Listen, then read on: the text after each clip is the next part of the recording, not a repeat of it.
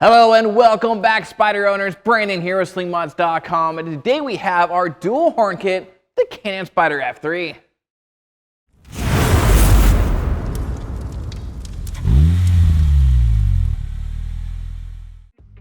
Can-Am Spyders are small, agile vehicles that can be easily overlooked by other motorists. The stock Spyder F3 single horn setup is not very loud in our opinion, and may fail to grab the attention of distracted drivers when out on the open road. So to address this issue, we partnered up with a team over at SpyderExtras to bring you a dual horn kit for the Can-Am Spyder F3. This dual horn setup throws out an impressive 118 decibels from its relatively compact size, and includes all necessary hardware and harnessing for straightforward installation. Now allow me to walk you through the installation process on our shop, Spyder F3 Limited.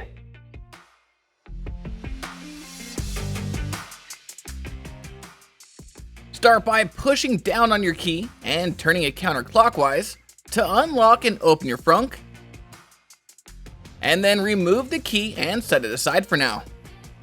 Then pop up the two corners on this service panel so you can lift it up and off.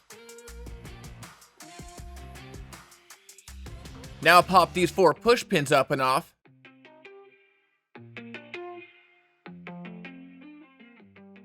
so they can lift the front liner up and out.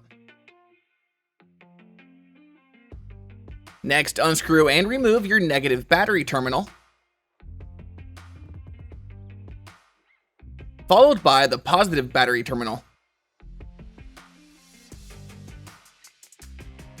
Now lift the rubber strap holding the battery in place, and lift the top plate up and off, being extremely careful not to touch the metal battery plate against the battery terminals while removing it.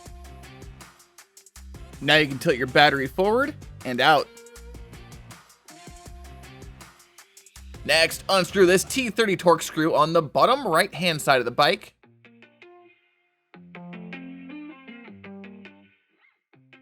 and pop out these three push pins, so that you can remove this panel and access your horn from underneath the bike. Next, unscrew the T30 Torx bolt and 13mm nut, so that you can take the stock horn off the L bracket and remove the stock bolt. And then once you have it off, unplug the two clips on the back of your horn.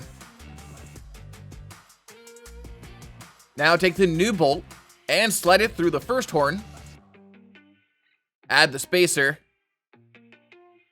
and then take it over the bike and onto the L bracket, adding the other horn and nut to the end.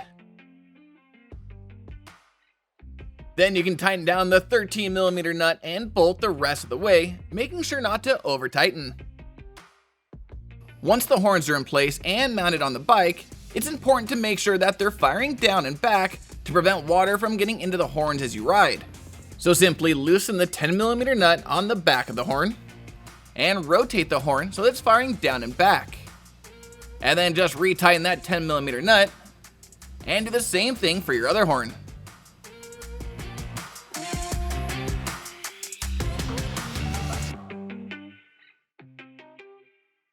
Now if you're like us and have these larger white clips on the stock horn plugs, you'll have to unclip both of those and plug them into the new horn connections.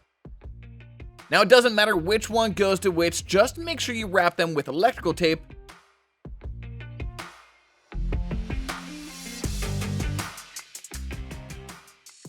and then fish that wiring harness up from below.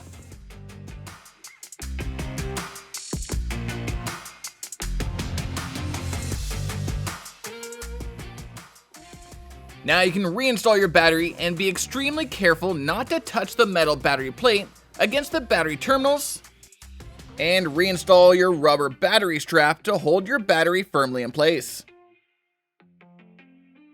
Now connect the new red positive cable from your horn to the positive terminal on your battery,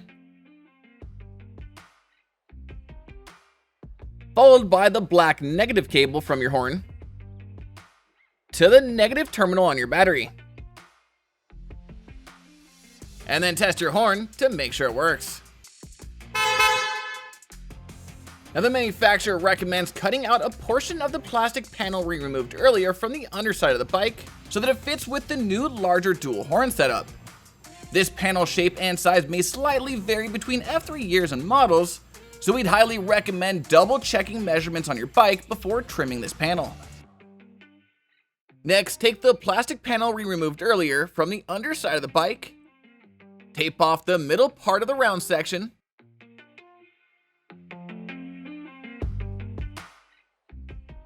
and make a mark at the end of the corner curve on the side with the screw hole here. Measure across 2.5 inches and make a mark. Then down 2.5 inches and make another mark.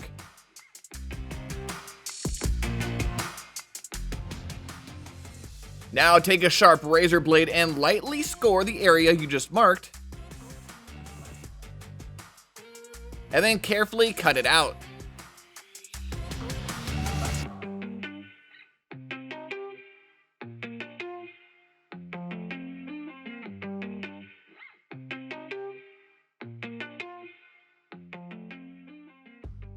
Then you can remove the tape and use a file to shave down any sharp edges.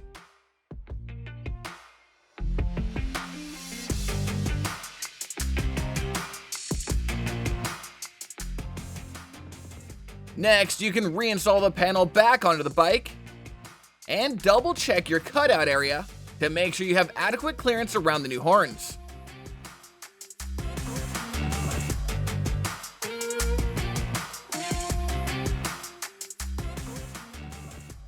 And then finally, you can zip tie any excess wiring up and out of the way of any and all moving parts.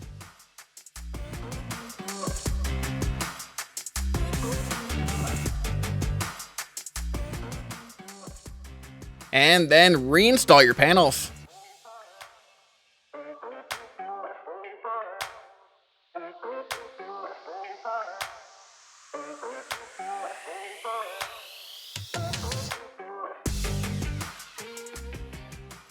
And there you have it, folks. So if you'd like to take your Spyder F3 horn from this to this, then be sure to head on over to slingmods.com today or click the link in the description below to grab a dual horn kit for your Spyder.